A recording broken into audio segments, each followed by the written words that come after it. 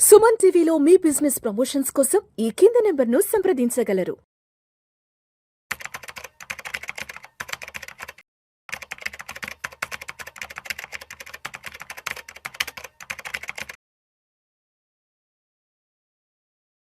Salmon గారు నమస్తే sir.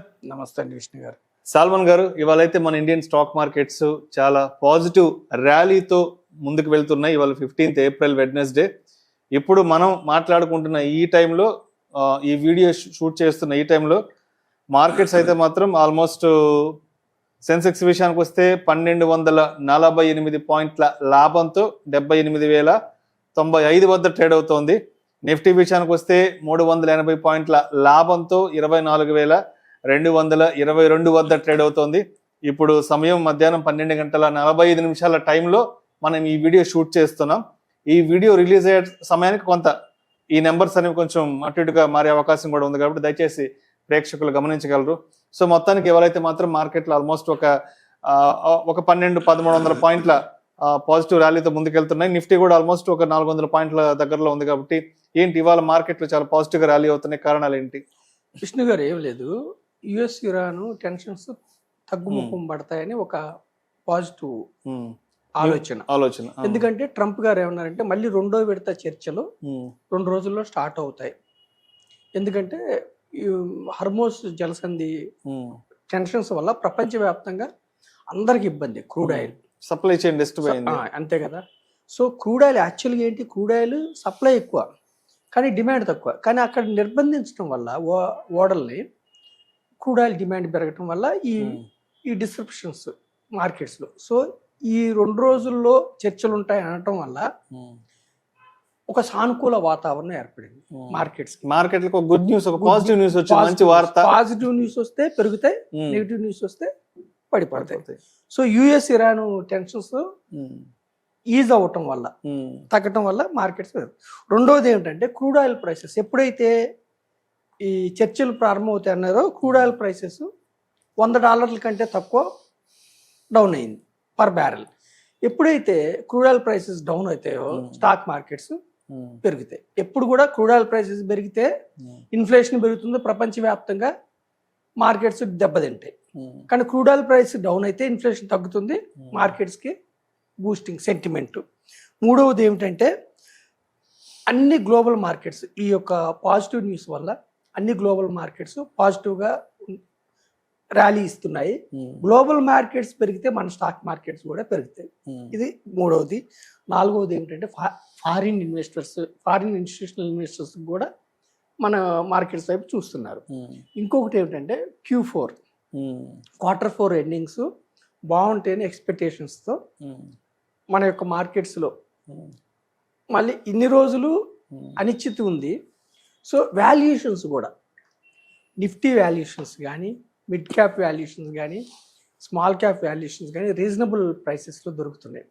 చూడండి, నిఫ్టీ 500లో stocks around 50%, more than 50, around 80% stocks 50% fall అయి ఉన్నాయి. అంత తక్కువలో దొరుకుతున్నాయి. సో మనకి రిటైల్ ఇన్వెస్టర్స్ కానీ, డొమెస్టిక్ ఇన్వెస్టర్స్ కానీ ఇంతకుముందు ఏంటంటే మార్కెట్స్ పడినప్పుడు కొనడానికి భయపడేవాళ్ళు. సెంటిమెంట్ ఇప్పుడు ఏంటంటే ఒక్కసారి ఇరాన్, ఇజ్రాయెల్, అమెరికా యొక్క యుద్ధం ఆగిపోతే మ్యాక్రో ఎకనామిక్స్ పరంగా మన దేశానికి అన్ని అనుకూలతలు ఉన్నాయి. నెగిటివ్ ప్రతికూల అంశాలు ఏం లేవు.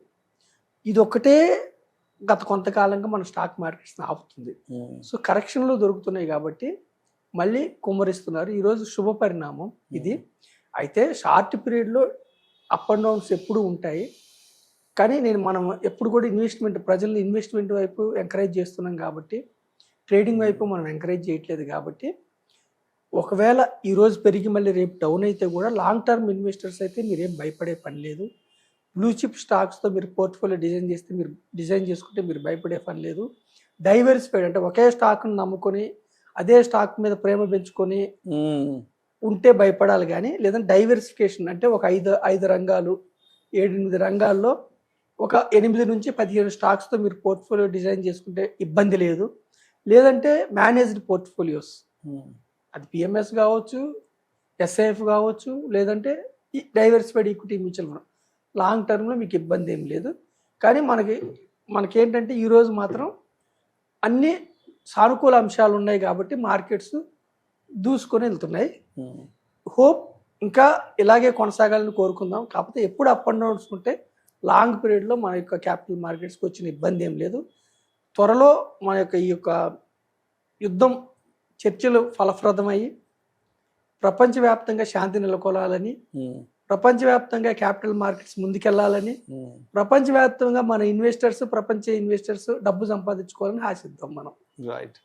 సో ఇప్పుడు సాల్మన్ గారు, ఇప్పుడు మార్కెట్లు ప్రస్తుతానికి సెన్సెక్స్ 78,000 దగ్గర ఉంది, అండ్ నిఫ్టీ ఏమో 24,000 దగ్గర ఉంది కదా.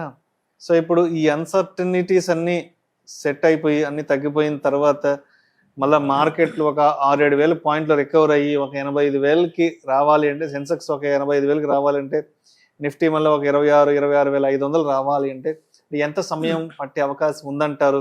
ఈ వార్కి సంబంధించిన అన్ని టెన్షన్స్ కంప్లీట్గా తగ్గిపోయి మళ్ళీ మార్కెట్లు ఒక ఆల్ టైమ్ హై అనే ఒక మాట వినడానికి ఎంత సమయం పట్టొచ్చు? మళ్ళీ చూడండి విష్ణు గారు, ఇప్పుడు మార్కెట్స్ ఖచ్చితంగా ఎంత పెరుగుతాయి, ఖచ్చితంగా ఎంత తగ్గుతాయి అన్నది మనకి ఎవ్వరు చెప్పలేరు. ఏ యొక్క స్టాక్ మార్కెట్ అనలిస్ట్ కూడా చెప్పలేరు. No one can predict the stock market up and downs. కానీ గట్టిగా శుభ పరిణామం ఇలాగే ఉంటే మీరు నమ్మండి నమ్మకపోండి, 4-5 గుడ్ డేస్తో మళ్ళీ మనం 85,000-86,000 సెన్సెక్స్కి వెళ్ళిపోతాం. ఎందుకంటే ఒక్క రోజులో 1,500-2,000 పెరుగుతుంది. అవునవును, ఒక్క రోజు 1,500-2,000. నిఫ్టీ లాస్ట్ 20 yearsలో నిఫ్టీ రిటర్న్స్ అరౌండ్ 12-14% ఇచ్చింది. అయితే బెస్ట్ 7 to 10 days రిటర్న్స్ తీసేస్తే నిఫ్టీ రిటర్న్స్ 7%.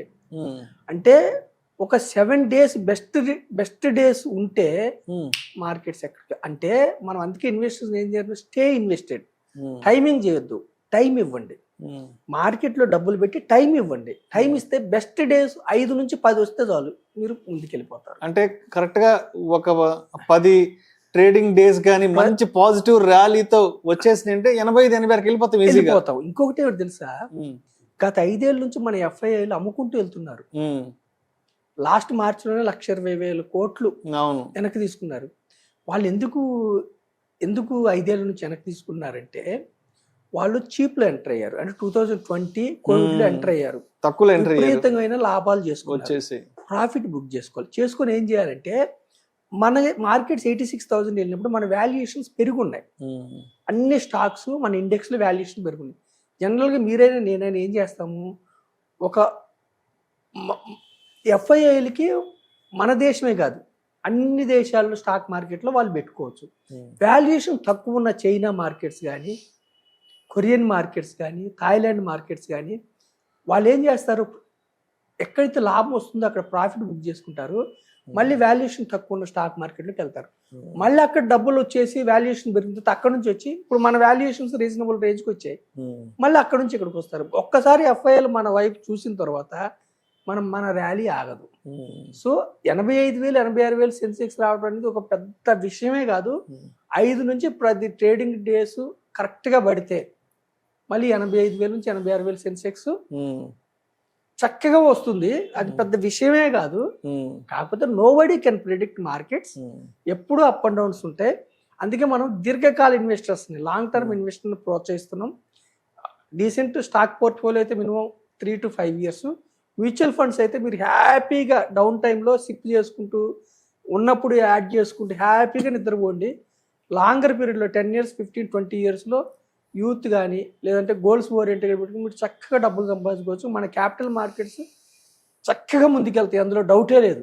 రైట్. సో మొత్తానికి మార్కెట్లు బాగా రికవర్ అవ్వడానికి గట్టిగా ఒక యావరేజ్గా ఒక 10 to 15 ట్రేడింగ్ డేస్లో కానీ బాగా మార్కెట్లు మంచి బుల్ ర్యాలీ కానీ వచ్చిందంటే ఆల్ టైమ్ అనే పదం డెఫినెట్గా మనం వినే అవకాశం అయితే ఉందంటారు. ఎందుకంటే ఆల్ టైమ్ అనే పదవి దగ్గర 2 ఏళ్ళు అవుతుంది. లాస్ట్ 2024 సెప్టెంబర్తో అదే మార్కెట్ ఆల్ టైమ్ అన్న మాట వినడం దగ్గర ఒక 19-20 months అయిపోయింది ఆల్ టైమ్ అన్న మాటని. సో మొత్తానికి ఒక 10-15 వర్కింగ్ డేస్లో కానీ ట్రేడింగ్ డేస్లో కానీ మార్కెట్లు పాజిటివ్గా ర్యాలీ తీసుకుంటే మాత్రం చాలా ఆల్ టైమ్ హైకి వెళ్ళే అవకాశం ఉందంటారు. ఖచ్చితంగా ఉందండి. ఈ 2026లోనే మనం చూస్తాం. నేను Right. నమ్ముతున్నాను, ఆప్టిమిస్టిక్గా ఆశావహంగా ఉన్నాను నేను. Right sir, right sir. Thank you sir, thank you so much Salman garu. Thank you అండి. ప్రేక్షకుల విజ్ఞప్తి, ఈ వీడియో మధ్యాహ్నం 12:40 12:30 ఆ ప్రాంతంలో షూట్ చేయడం జరిగింది. సో ఈ వీడియో మీ దగ్గరకు వచ్చేటప్పటికే సెన్సెక్స్ నిఫ్టీకి సంబంధించిన ఆ నంబర్స్ కొంచెం అటు ఇటు అయ్యే అవకాశం కూడా ఉంటుంది కాబట్టి దయచేసి ప్రేక్షకులు గమనించగలరు. Thank you sir. Thank you.